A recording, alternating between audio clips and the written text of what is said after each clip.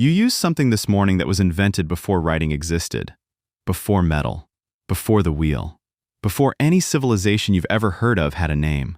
Something so fundamental to daily human life that most people never stop to think about where it came from or who figured it out first. And the answer is someone standing in animal skin beside a fire somewhere between 50,000 and 100,000 years ago. That is not a metaphor. That is not an exaggeration. The things we're going to talk about today are genuinely that old.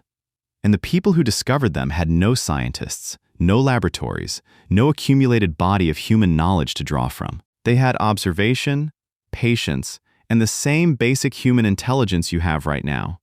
We're going to go through all of it today. Let's start with the most obvious one, fire. Not the discovery of fire. Humans didn't discover fire. Lightning and volcanoes did that for them. What ancient humans discovered was how to make fire, how to create it deliberately, on demand, from nothing. And that discovery changed the trajectory of our entire species more profoundly than almost anything that came after it.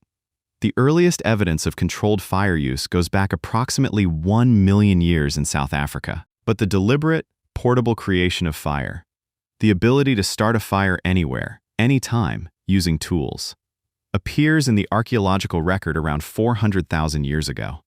Think about what that meant.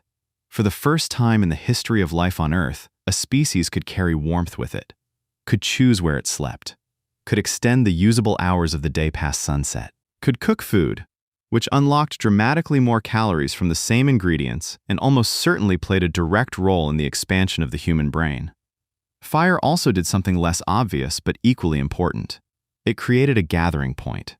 The campfire became the first social technology. The first place where a community would reliably come together every single night, sit in proximity, share food, tell stories, pass down knowledge. The campfire is where human culture was born. Not metaphorically, literally. You still use fire today. Every time you cook something on a stove or a grill, you are doing exactly what a human being figured out how to do 400,000 years ago. Now let's talk about something most people don't think of as a discovery at all. Clothing. Modern humans tend to assume clothing is obvious. Of course you wear clothes. It's cold. But that assumption misses something important. Clothing is not instinctive. No other primate does it. The decision to take the skin of a dead animal and wrap it around your own body as protection is a genuinely non-obvious cognitive leap that required several separate insights to occur simultaneously. You have to understand that the skin provides warmth.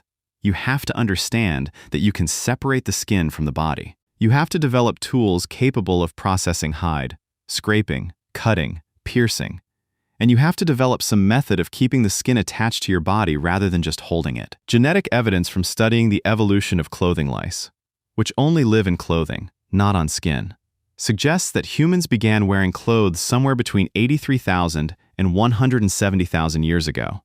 That is remarkably early, long before the last ice age, long before humans left Africa in large numbers. The people who invented clothing were not responding to extreme cold.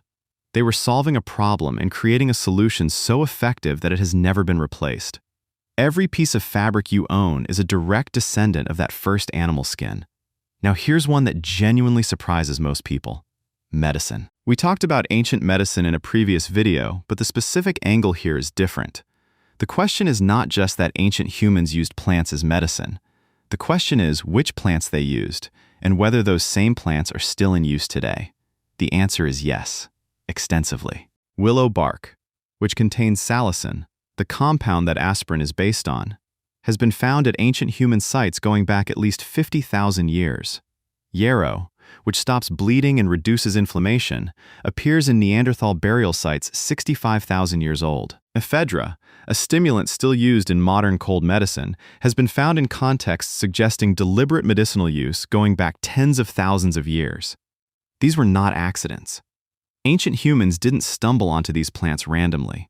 They developed systematic knowledge of the natural pharmacy around them over thousands of generations of careful observation and accumulated wisdom. And that knowledge was so accurate that modern pharmaceutical researchers still regularly look to traditional plant medicine as a starting point for drug development.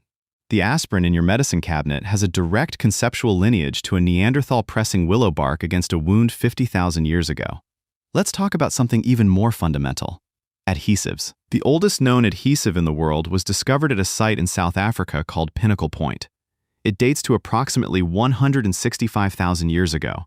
It was made from heated birch bark tar, complex to produce, requiring specific temperature control, requiring knowledge of which tree produces the right tar and how heat transforms it.